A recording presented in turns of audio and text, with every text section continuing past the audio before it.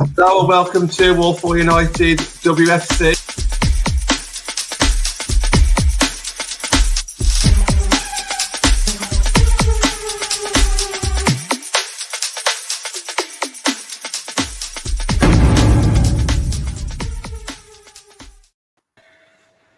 Good afternoon and welcome to Walpole United WFC. With international break and the FA Cup over, we are back to the WSL where the race for the top three is heating up with Chelsea, Arsenal, City and Man United all fighting for the top three. Looking like the top two battling out will be Chelsea and Arsenal, with Chelsea having a couple of games in hand. And then third's looking like a scrap between the two Manchester clubs. Yes, you can't discredit Spurs quite yet, but Reading are starting to slip a little bit, which we will go into as we discuss. But before we discuss last round of fixtures results, welcome John this afternoon. How are you doing, John? How's the new job going? Oh, yeah, good, thank you. Yeah, so I've publicly announced to a few of my mates that I have changed jobs now, still in retail. But yeah, all good there, thank you. It's not going to affect anything to do with Walpole United, not going to affect anything to do with going to matches. So yeah, happy days there. And talking about going to matches, can't wait for tomorrow's game, Saturday's game against Leicester. It's going to be fantastic. Hopefully see a few goals there. Yeah, no, as you can see, I'm repping the orange. Yeah, but no, I'm looking forward to tomorrow's game. Can't believe it's been a month since I've been to United's women's game, with it being international break, and I missed the league game and I missed the FA Cup game, obviously, to save a bit of money. But I'm full steam ahead now. You'll hear my foghorn of a voice at all 8 remaining games, cheering them hopefully to a third place finish. So now that's out of the way, we will discuss. We'll let everyone know the results from the last round of fixtures, which we are going to include last Wednesday night's games in this round. So you had, unfortunately, Man City beat us, Man United. Our nemesis, Caroline Weir, struck again.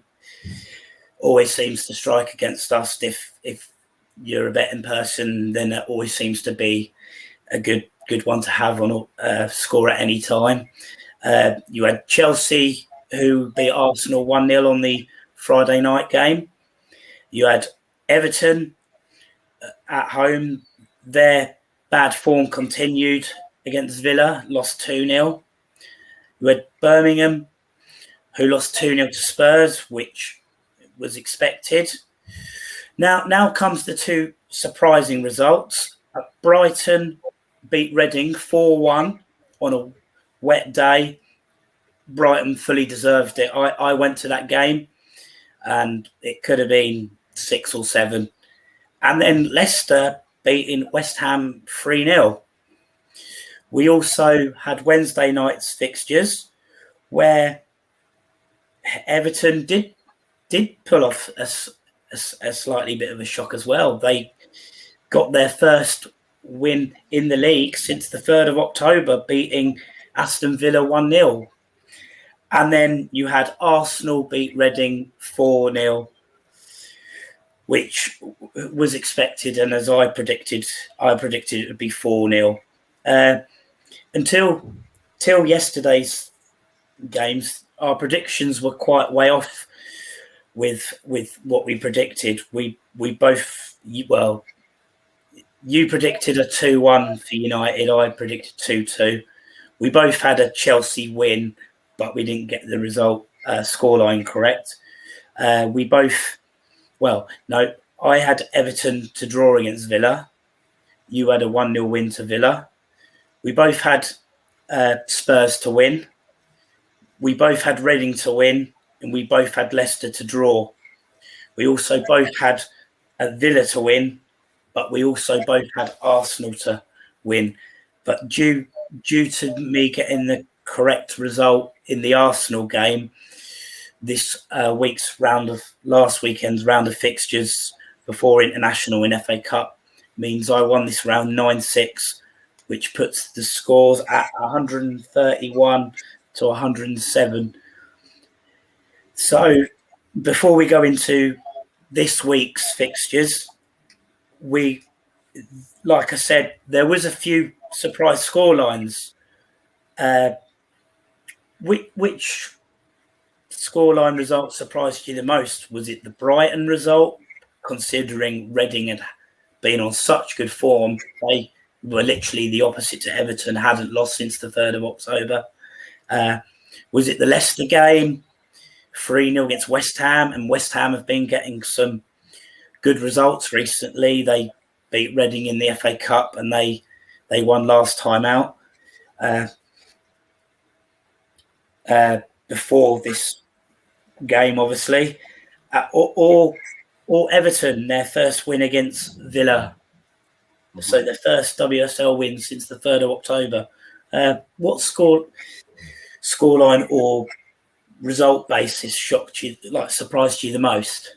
I think all those three, obviously, not necessarily the winners or losers, but the heavy score lines for the first two that you mentioned is definitely a surprise. I think Leicester's the most meaningful one because that really can kind of relax them a little bit. I'm not saying that it's all done and dusted because it's really not, but if they can kind of go into the games a little bit more pressured, then you might see, a bit of a better performance from them. I think you. So hopefully not this weekend, by the way.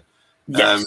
Yeah, but no, I think for Leicester to get that win, that means a hell of a lot for them. I think about 8 points clear of Birmingham, roughly. I think it's 6 or 8 points clear of Birmingham now. So it's 8.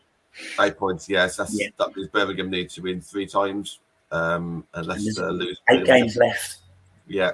So that's probably the most meaningful one. Everton against Villa. I can't remember what my exact prediction was. I think I would have probably predicted a Villa win. Did I predict on Twitter? Yeah, it was a Villa win. I think you went for 1-0 or something. 1-0. I think you went for 1-0 and I went for 2-1. But we were both wrong. Yeah. It's about time Everton obviously got their win. Obviously they've been under pressure as well. I don't think there was ever in any relegation battle as such, but if they was like one from bottom by the end of the season, that would have put immense pressure on the club as well to react. So I think that win for Everton meant a lot to them. Shame for Aston Villa. They need to finish the season now, not necessarily on a high, but just to kind of stabilise. If they end up being one from bottom and finish below Leicester, I think that's going to do them a bit of disjustice, really. I think they need to be at least 9th or 10th to kind of give them the credit they deserve. Yeah, no, I fully agree. I still think Villa will finish roughly whereabouts they are now. I still can see them getting some results. The interesting thing, though, and we will discuss it in a minute, is Aston Villa Brighton is a 11:30 kickoff on Saturday, less than 48 hours after playing. No, get me wrong. Sorry, I'm getting my dates wrong. So 3 days after, just less than 72 hours. Could that have an effect on the match, fitness wise, or you could say that, but I think because they've had such a rest going into this game and going into the previous game, I don't think it's too bad. I think if they had played consecutive weeks and then throw a midweek game in there as well, I mean, you could argue that it can, but I think that they should be okay. But it does give them a chance to bounce back right away. And if we get into that game, now, I do think that this is a great game for Villa to get them 3 points that will kind of see them finish in that like mid-table battle as opposed to looking over the shoulder. Brighton, as you mentioned, up and down. You never know what you're going to get with them. You saw them last week, as you say, played well. it's going to be a good one. And if there's one game that I'd like to go to this weekend that's not Man United, it will be this one, because I think both teams will really go for it. Yeah, unfortunately, with it being a Saturday, you can't go to that one, unfortunately, can you? So, but it will be a close game. I feel it's 9th, the 8th. History suggests that there will be a winner, with Villa winning 3 times and Brighton winning 4. But like you said, you just don't know what you get with Brighton. They're so inconsistent. And when I was doing my predictions, I was even in in which Brighton will turn up. But we'll get into that when I asked for your prediction.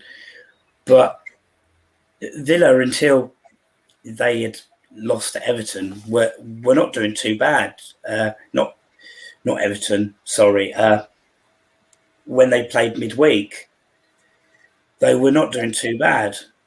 Obviously, it was Everton, sorry. So, yeah, I was getting confused because they lost to Everton the round before. So you would think Villa won 2-0 at Everton, and then Villa would have been confidence, and then they ended up losing their home game. So it would have been a surprise. I feel it would have been a bit of a surprise to football fans. I don't know what Villa fans would have thought. Maybe they would have thought it was coming for Everton, like they'd been unlucky in certain games, and obviously it's uncertain times for Everton, isn't it? They're on their, well, they've got an interim manager, I assume, at the moment. They're looking for their third manager with eight games left. Do they stick with who they've got in charge to the end of the season and then give that whole summer for the new manager to bring their ideas? So it's all question marks. And personally, where Everton are not really playing for anything. I would personally keep a manager on.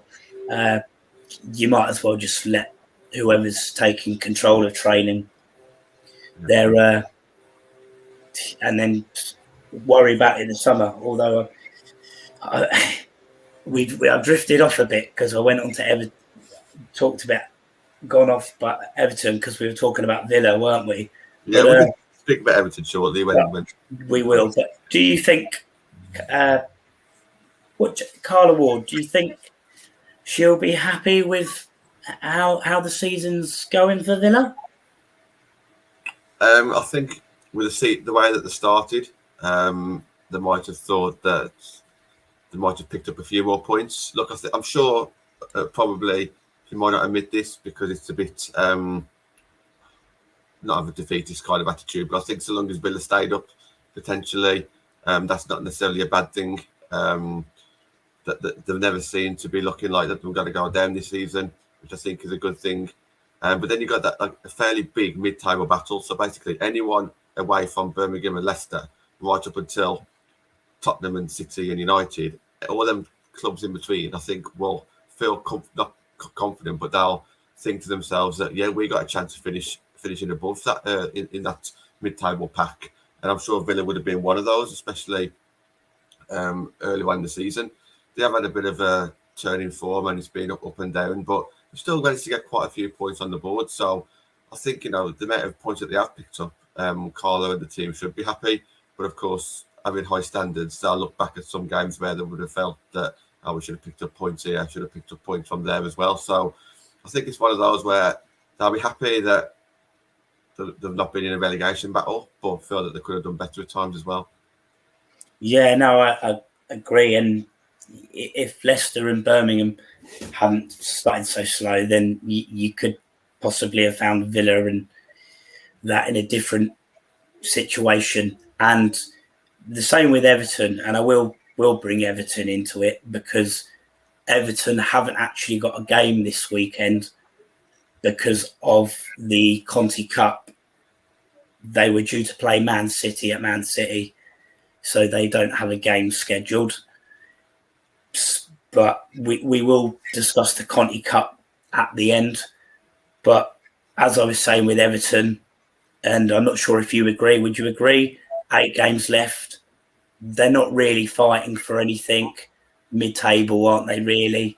I think they're battling for, I think, with that win against Villa, it just pushes them away from the relegation zone.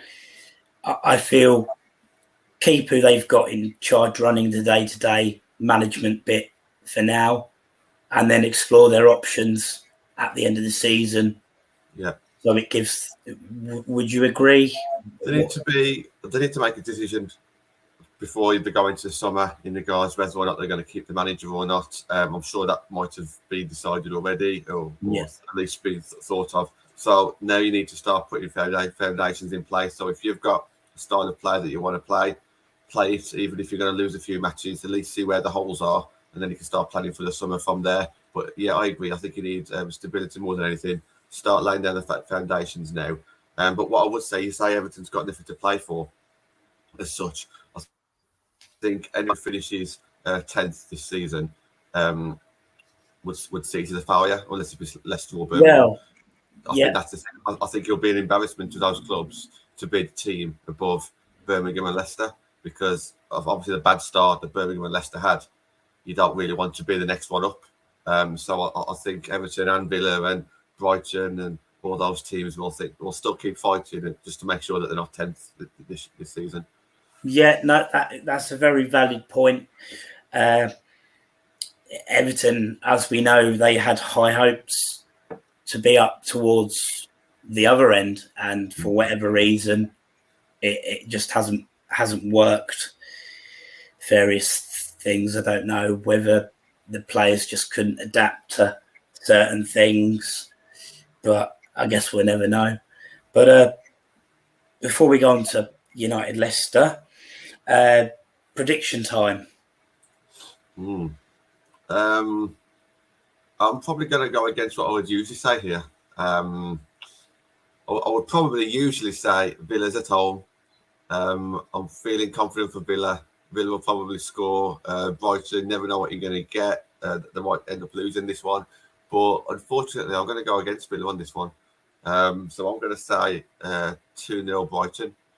And I think that'll be very disappointing. I don't want to see that result, by the way. I do want to see Villa get the win. But I think for one of the first times, I'm going to go for Brighton on this one. Yeah. So you've gone for 2-0? Brighton 2-0, yeah. Yeah, okay. Yeah, I'm having confidence in Brighton as well. Mm-hmm. But I think Villa will score, though. So I've gone for 2-1. I just feel like, Brighton, they've got an all right defence, but they always seem to let a goal in or two. So I'm keeping faith in Hope Power, and that it's Brighton 2-1, but we'll see. So now we'll move on to the other Saturday game, the main event for us, Man United v Leicester. We've played them a few times over the last few years. Four times we've won a draw, and we obviously, that draw was the Conti Cup loss on pens, and the FA Cup one we lost, 4th the 11th. Now, for me, United will want to bounce back after this. It's been a hard three weeks, hasn't it, with playing City twice and losing to Chelsea. And I know people weren't happy with the last league game against City, with the way Skinner went about how they approached the game, and obviously we lost 1-0. It took a cracking goal, though, as it normally does, to beat us when it's a close game. Mm-hmm. Then you had the disappointment of the FA Cup. First half we were brilliant. Second half it just fell apart. Whereas with Leicester, they had that great 3-0 win against West Ham. Obviously, they'll be eager to get back. They got thrashed by Chelsea in the FA Cup 7-0 last week. Obviously, they played a lot of that with 10 women. Sorry, where one of their players got sent off, and it was appealed, and rightly so. And so she's now eligible to play for Leicester on Saturday. But before we do discuss the game a bit, do want to wish Jess Sigsworth a full recovery and hope she gets back to playing football as soon as possible. Obviously, looking next season with an ACL, but as a Man United fan and what she brought to United, one of the original OGs, we can only wish Jess well in her recovery, and hopefully it goes well and we see her back on the field banging in goals for Leicester next season as a WSLS team, which I believe there's only one team going down now. I think there's an 8-point gap with eight games to go. It's 24 points up for grabs.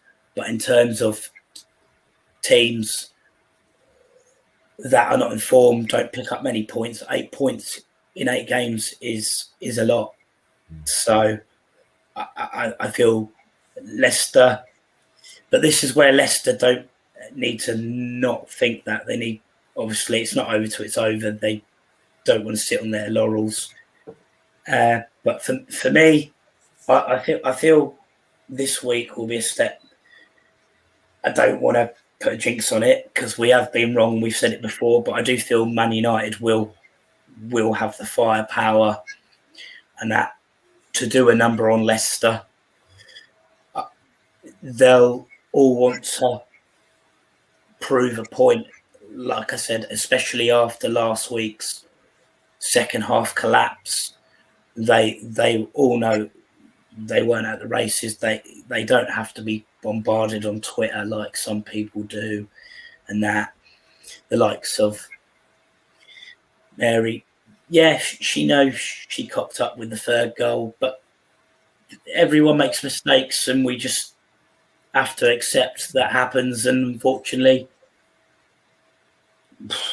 it didn't really affect the scoreline too much. It probably affected the confidence a bit because it was like they had went in and got dressed second half. But what were your thoughts on this game, and discuss the City game a little bit from obviously talk about both of them. Just as a whole, obviously disappointing that we ended up losing the games, of course. I would like to we've had all negativity on Twitter pretty much for the whole month, apart from the Arsenal draw and apart from the Arsenal win in the Conti Cup. I think it's been quite negative in the fan base. So I think it's time now just to kind of swap it around a little bit and have a look at the positives. So I suppose what I would say is I've got the league table in front of me. We are fourth, 2 points behind Spurs, and Spurs have got a very difficult run in, and we're above City by 2 points as well. Now, I'm sure if you says to any United fan at the start of the season, would you have took that position, being fourth? However, 2 points behind Spurs, and Spurs have still got to play the top 3, I believe, or at least the top 2. I'm sure a lot of fans would have took that. So I think we have to kind of remember how far that we have come. And the reason why if anyone out there is saying that they wouldn't take that now, or that's not good enough, it's because of how well that we've played to actually put us in a position where we think we can actually do better. So it's been a very tough month. It's been hard to watch. There has been flashes of, I wouldn't say brilliance, but there's been flashes of very good passages of play. Unfortunately, we haven't been able to keep it going for the full 90 minutes. But this is a position that we're at now. You know, we're not up there with Arsenal, Chelsea. We've shown this month that we can't really compete against City over 90 minutes, but we can in moments. And that's it. And it's down to our hard work this season and how well we've done. That's actually got us in a race for top three, and it's a genuine race. Going into this game, Leicester will know that they can beat us. They've come to LS3 before, got some good results. I am seeing us as favourites. I don't think that there's going to be loads of goals this time. Yeah. I think the fan base would love to see it 4 or 5 or 6-0. It's definitely what fans would want to see, and it would kind of take a bit of pressure off a little bit. But even so, you still know fans are going to say, well, it was only Leicester. So you're not going to win the fan base over on one game. But I always look at it in groups of games. And for me, with 8 games to go, we've got about 5 games until the break, and then 3 games after the break, April to May. So for me, I'm looking at this as a 5-game kind of stint now. And there's not much wiggle room, if I'm honest, because I can see City going on and winning a hell of a lot. So this is the start of 5 games for me, where unfortunately the pressure's on to win all 5. And that's massive ask, because I'm not usually like that. I'd usually say, usually in 5 games, win 4, draw 1, or win 4, drop points in 1. Unfortunately, I don't think we can do that now with City doing so well. So that's pretty much where I'll sit on this game. What can you see, Mark, changing for this game from the last? Yeah. Obviously, it's a different kettle of fish, isn't it? Leicester to Man City. No disrespect to Leicester. Yeah. So it looks like the midfielders who have been out will continue to be out. And I want about Ladd and Moore on that one. We know Moore's in training now. Yeah. Too soon, we believe. Yeah.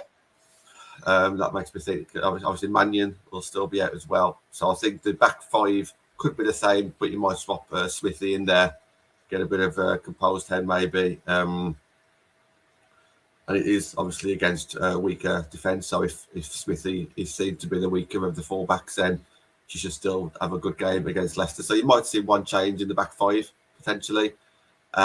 It's a creativity up front now. So you're going to be, Leicester could potentially be sitting back. So to me, you need a lot of intricacy. You need a lot of passing and moving. You need that creativity and people who can kind of draw players away, which means you need a lot of good movement on and off the ball. Talking of creativity, quickly. Yeah. Ella Toone, she's joint top on assists with 6. We know the history with Ella against Leicester. She likes playing Leicester. She likes scoring against Leicester. So, do you expect another big game from Toone? Can you see her potentially getting the player of the match? I do, but you could say that about quite a few players. And I'm really not discrediting Leicester here, because Leicester are going to think that they can win this, and rightly so. And if you haven't seen our preview on Tuesday that went out, we had a Leicester fan on who's very knowledgeable, I think she follows the men's and women's Leicester team, and she's been on All for United a few times, and so please check out if you want to see what Leicester fans think. But for me, I think no matter who we put in midfield or who we put up front, they're going to be challenged to move Leicester out of position and try and create spaces. I think Toone can do that. I think Toone is very intricate. So if she's got a couple of players around her, I think she can work around them. And I think we'll have to see that. I think on this game, we might see Toone back out wide. I'm not saying that's the best position, but I think it might be a fight between Brun and Russo as a centre forward, and then Toone out wide to make room for Zellum, Jackie, and potentially Balrisa. I think it's time for Balrisa to get back back on the pitch. I don't think you need to be taking Galton off, because she's our number 1 left winger. Russo, she's come under a few critics in a position when she plays on the right wing. This could be a game where she could play on the right wing, because she's got less defensive duties, and then play Toone in the centre. But then obviously you then put in Brun in place of one of the midfielders, and the ball might not even get to that centre forward if we haven't got that creativity. So I guess we'll see what happens in training as well. Going on to come in on this one. It is a different one. How how do we solve it? Because you got Brun, Russo, obviously. And Martha Thomas played really well last week. Yeah, exactly. Martha Thomas. Obviously, Tooney. It's like you can get Brun and Russo playing together, but it's the unless you're playing two up front, then you're sacrificing one of them on the wing, and we know they're both number nines, strikers. You don't want them on the wing if can be helped, but You might see, though, Anthony, you might see throughout the game things change. So a bit of interchange in. Yeah, so you might see say for example, Bruno up front, Russo out wide, for example. Yeah. Tooney as a number 10.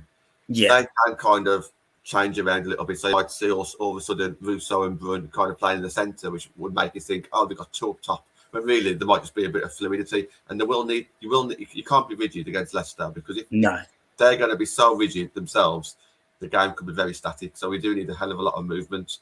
So I don't know how he's going to pick his team, but I think if you do pick those three midfielders that I mentioned earlier,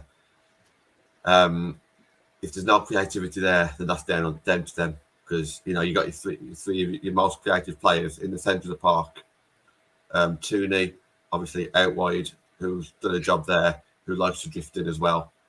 And no matter who you choose, Russo or Brun in the centre, they should both be banging in goals, and then obviously Galton on the other side. So you got your best players on the pitch who are technical as well, and clever. So it's going to be interesting. Yeah, a lot of people might be saying Fuso as well. Give Fuso a chance, but she could be a game changer, couldn't she?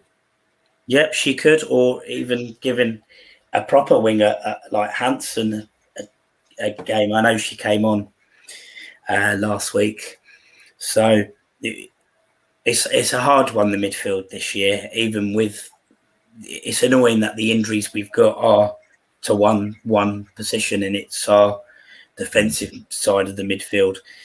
But I can see Brun getting on the score sheet this weekend. I think her first goal is going to come. Prediction time, though. What are you saying? I'm going to go for a 3-0 win, United. Cool. And I agree with you. I know United can have lapses and concede, and we've seen it against Leicester before. Leicester can score. They scored at the King Power against us, but I just feel we're at Lee. We're just going to be compact when we do defend. I feel that a lot of our goals are from our own doing, like silly. Not especially when we played Leicester in that FA Cup game, but I think we'll get back to winning ways. I think, like you said, it's not going to be 4, 5, 6. If it is, happy days. But for me now, 3-0, we'll take that, and then on to the next one, because they're all, I know it's a cliche, but they're all cup finals now. Especially with having Chelsea last game of the season, we need to make. Although we could do with a bigger win, because say we do need something at Chelsea, goal difference could come into it, because if we got a point at Chelsea, that would leave us. City could catch us like level on points. Yeah, we're currently 3 goals ahead, but that can easily change. So, but a couple of months left of the season, and we'll see how it goes. I'm going to move on to Reading v Spurs now. 6th v 3rd. Reading have won once. There have been 2 draws, 2 wins for Spurs. Reading recently, they've hit a bit of a sticky patch. They won't be panicking. It's only 3 games in all competitions. The last 2 league games, but they'll be alarmed a bit, won't they? With how they played against Brighton. Like I said, I went to the game and Brighton were more up for the wet pitch. You can forgive Reading for losing 4-0 to Arsenal. On their day, Arsenal can beat anyone 4-0. Mm-hmm. But can you see Reading getting something, stop the rot, or do you feel they're doing a bit of a Brighton now and they're gonna sort of go on a bit of a slump before coming back upwards? I think if they get off to a good start and they get that confidence there that they can get something out of the game, because I'm sure they'll go to the game confident, by the way, but they'll also know that they're probably going to be the underdogs. For me, it's all about if Tottenham turn up. If Tottenham turn up, then you'd expect them to get the victory. But again, it's not very often Tottenham score goals. I know that they've got one win where I think they scored a few goals, but apart from that, they don't really score more than 2 a game. So even if that was the case, Reading would still feel, even if they went 1-0 down, they would still feel, don't worry, we've still got this. We've still got something in this. And I think as long as they've got that belief and that mentality, they potentially can get something from the game. I don't think they will, though. I'm going to go for a Spurs win on this one. Not by a huge margin. I think they'll probably not dominate position, but I think they'll probably have a bit more of the possession. I do think they'll have a few chances. I also think that they'll concede as well. So for me, I think Tottenham's going to have this one and continue to be in 3rd place at the end of the weekend. Because I can only really see Spurs dropping points now against the bigger teams and maybe one threat at the end of the season where they might just fluke a draw instead of getting the win. So I'm going to go on this one, a Spurs win, 2-1. Interesting your thoughts, because I'm actually backing Reading to stop the rot a bit. Okay. I'm not backing them to win. So I hope you're right. I really hope you're right on this one because we need Spurs to drop points. We do need Spurs to drop points. We could do with Reading getting some points. I don't think Spurs are going to win. I think Reading are going to stop the rot. I feel it's anyone can beat anyone on their day, and Spurs sometimes it's a hard one. Don't forget, Reading were on a great run before. They'll be disappointed. Brighton game, Arsenal was just one of them games, I feel. But I think it'll be a close, cagey game. But I'm going back in Reading to stop the rot, and I'm going for a 1-1 draw. Like you said, Spurs don't score many. Reading, they don't actually concede many. I know it might sound silly me saying this now after losing 4-0 and 4-1, but until then they haven't actually conceded many. They obviously beat Chelsea 1-0. So I think they'll work on things. So I think a close, cagey game, but I'm back in a draw. Mm-hmm. So we will move on to Arsenal Birmingham now. 1st v 12th. No surprise, Arsenal have won the majority of their games since 2018, 2019, 6. Birmingham have won 2 games, and don't forget, it was last time out, but we didn't see it happening. Can lightning strike twice? I don't know. It's at Boreham Wood. With no disrespect to Birmingham, I think you, me, and the viewers will probably agree that Birmingham are curtains as far as WSL goes. I think they'll be playing Championship football next year. I just can't see them getting the points, and they're certain. I feel like they're certainly not going to get points this weekend against Arsenal. Arsenal are, well, they scored 4 against Reading. So and it was 4 different goal scorers as well. So they've got goals all around the pitch. What are your thoughts on the game? Is it going to be a case of damage limitation? I don't think I'll go into the game thinking that. But No. if Arsenal score early on and Birmingham can't even get a sniff, then it could be a case of just shutting up shop. And I don't even think that they're going to survive on goal average, because I don't think the goal average is great either. So Oh no, it's terrible. Yeah, so that's technically another point, 9 points. Yeah, that's right. Yeah, so and Arsenal need the goals, because that they might come down to goal average against Chelsea, going for the title. So this could be relentless. Now, we said this last time round, and I appreciate, surprises can happen. We've seen it before. We've been caught out in the past, but I can't see it happening again. I really can't. And I don't know what happened last time, but I can't see it happening again. So for me, I think Arsenal pretty much dominate the game. They'll probably score early. They'll probably score quite soon after. And then it's just whether or not Birmingham can keep the heads on it and keep it at 2 or 3-0, or will it go 6 or 7? I don't think Arsenal take it easy on them. I genuinely think that they'll see this as an opportunity to get some goals on the board, and just to make sure that they get the 3 points, of course. But I think they'll want to make a statement here. So I think it's a massive shame. I think if Birmingham do go 2-0 down, there's not going to be any way back for them. And I definitely can see Arsenal scoring at least 2. So I'll give my score prediction in a bit. But yeah, I definitely see an Arsenal win. Yeah, no, pretty much what you've just said. I could be deluded and go, yeah, I fancy Birmingham doing the double.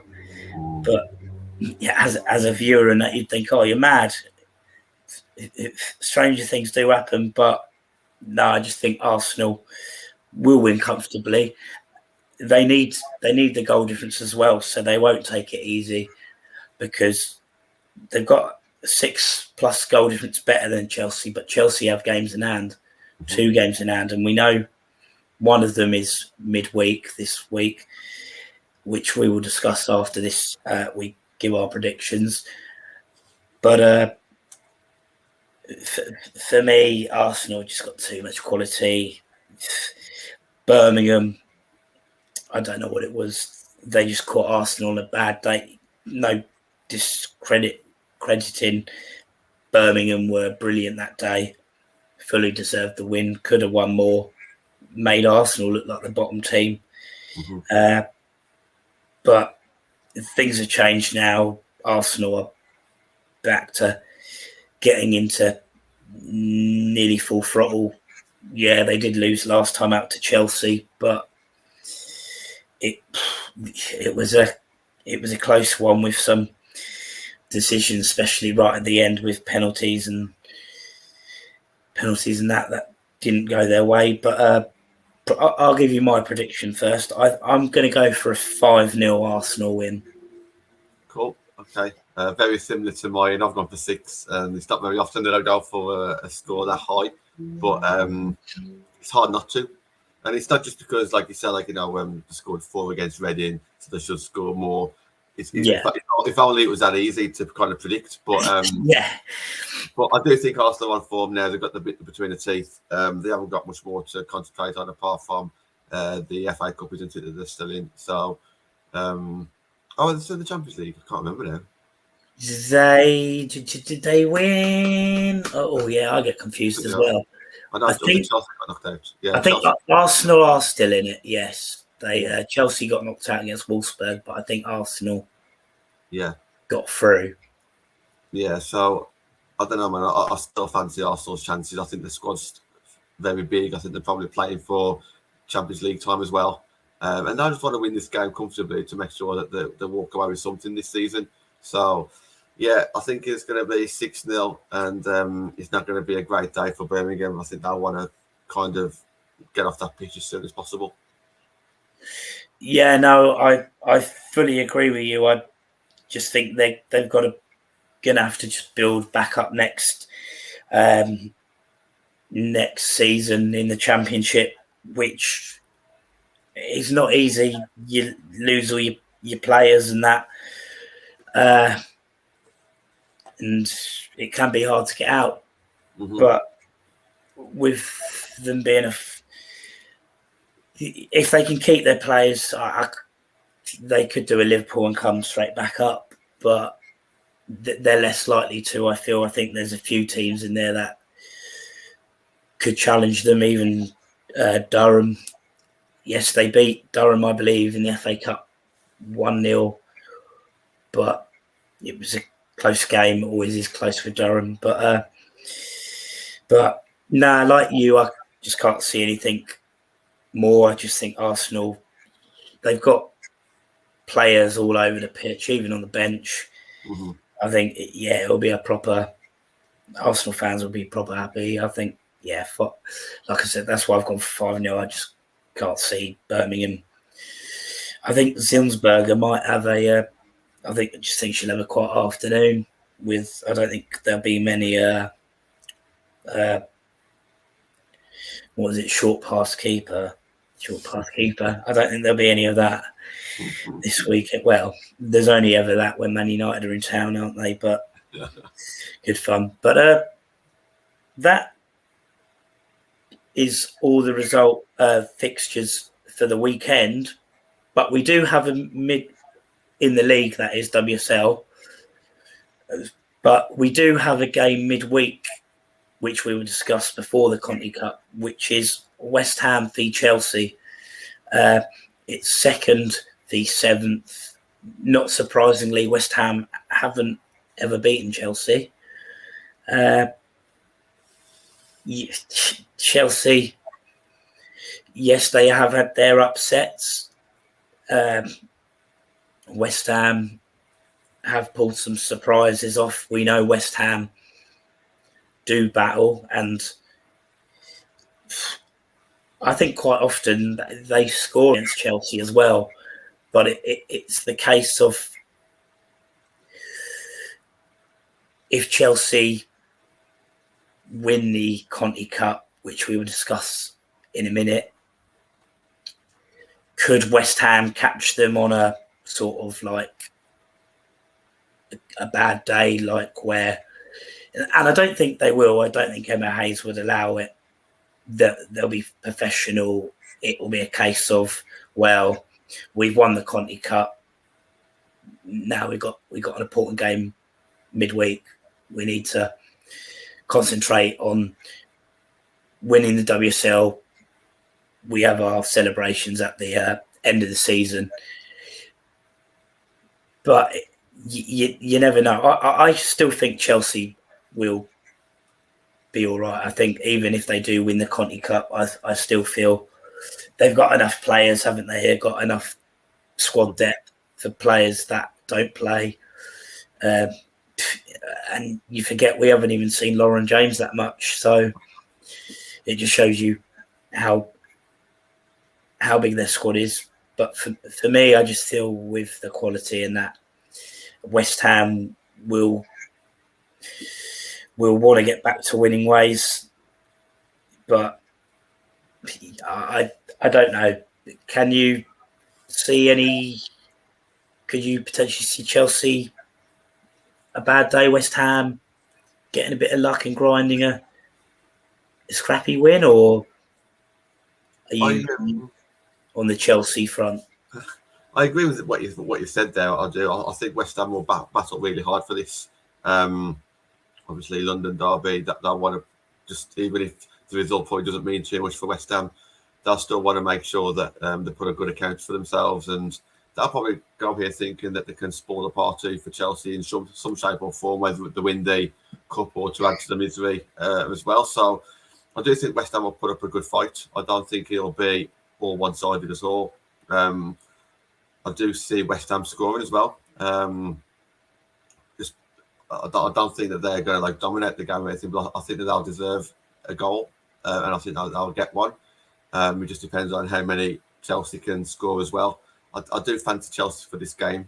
I do think that they'll probably score them, whether they win or lose, whether they come back after a win or come back after a loss. I think that they probably will go on to win this game, but I think they'll really have to fight for it. I don't think it'll be as easy as, say, some of the other games that we spoke about today. So I think this will be a tough test for Chelsea, and they'll deserve to be top of the league, or if they win all the games in hand, they'll be top of the league. But I think they'll have to really fight hard for this one. Yeah, no, I agree that West Ham won't roll over, but what your prediction is going to be? 3-1. I'm going to go for 3-1 Chelsea. Well, that's going to flatter them a little bit. I think they'll deserve it. Do you reckon it'll flatter them? I don't. I've gone for 3-1 as well. Okay. I think, yeah, like I said, West Ham normally get their token goal against Chelsea, and then Chelsea normally score 2 or 3. So, but we will see. But before we wrap things up, we will discuss the Conti Cup final. It's Chelsea v Man City. And it's hard to believe, apparently, it is the first cup final. Now, I don't know why I thought they had played in the FA Cup final last season, but it must have been Chelsea, Arsenal, or Arsenal, Man City. But that was me. My mind goes sometimes. But the amount of times that these big teams play each other in the final, no wonder it all blends into one. Yeah, exactly. But you never see them play each other in the last 16, though, or play each other in the quarterfinals. Oh, yeah, exactly. Yeah, exactly. But where do you see this game being won and lost? Do you think it's going to take a flash of brilliance to win the game, or is it going to be a game where we're going to be surprised and one team just is comfortable? For me, I feel like it's going to be a close game, and one mistake or one brilliance could win the game, because Man City, they're sort of getting back to strength now. They've got their keeper, Ellie Roebuck, who we know is always going to be their number one. You got the likes of Lucy Bronze and all that. So squad-wise, and it shows in their improvement in results. So what are your takes on it? Do you think how do you think they need to go about it, both teams, to be the winning team? I think, first of all, fair play to Man City for actually coming back very strong in the second half of the season, because we know how much of a poor start that they had. And, we was quite honest on this channel, not just on this show, that Man City was always going to come back stronger when their injured players start to come back. And we knew that it was going to start finding some form. I think there was at one point, there was like 2 or 3 games behind us in regards to points tally. And we always said that City was going to be our closest rivals for third place. So, they've managed to get back into a good position because of the quality that they've got. And they've got some momentum now.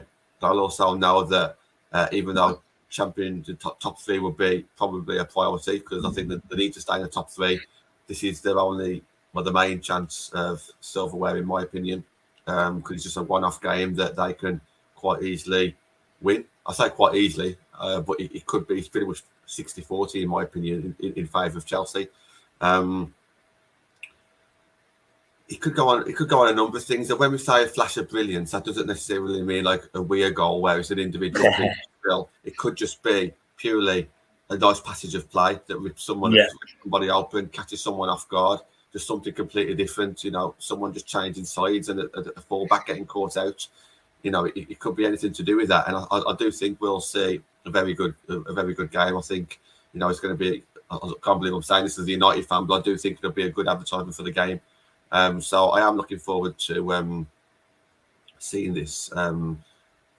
As for Chelsea, I do think Chelsea will be the stronger team. They're the team, in my opinion, that deserves to take silverware home with them. They have been the best team this season. But again, it's a one-off game. This isn't about a 22-game season. This is a one-off game now, both in the final. So it all depends on the day. I'm sure Emma Hayes will get the players up for it. I'm sure the fans on both sides are going to go into this game really wanted to win. I think probably Chelsea fans will probably feel a bit more confident because they know if they play at the best, they've got it. Looking at the stats in the last 10 games, Chelsea fans should be confident. Surprising, but City have only beaten Chelsea once in the last 10 games. Yeah, that's it. So, as a Chelsea fan, you're going to feel super confident, but you can't. Nothing's taken for granted. If they rock up and think it's done, they'll get turned over. And like I said, that won't happen because they're professional. Emma Hayes wouldn't accept that at all.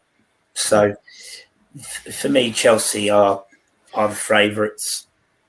I think it will be a good game. Hopefully, I would like a really good cup final where it's like 4-3 end to end. But I don't think it will be quite that open. I think it will be a lot closer, less goals. But I feel like it won't be won on a mistake now that the City have got their first choice keeper back. But before we wrap the show up, what do you reckon the scoreline will be? I'm going to say bonus prediction. Okay, I'm going to say 2-1, and it could be 2-1 either way. But City could either steal it as a 2-1, or Chelsea could deserve it as a 2-1. I'm going to go Chelsea 2-1. Just one of those. Yeah, no, interesting. I've also gone for Chelsea 2-1. So that makes our predictions 3. We've gone for the scoreline 3 times, and there's only one game where we haven't gone for the same team to win. Mm-hmm. But we'll see after a fun full week of football. Yeah. Hopefully, Reading prediction will be right in my favour. But we will discuss this all next week when we return to action against Reading. So, always a hard one there. They always battle. Always seems to be a tight game. But we will wrap it up there. Thanks for listening. I hope you have a great weekend, guys and girls. And we will see you soon. Take care, John. Thank you. Take care, guys.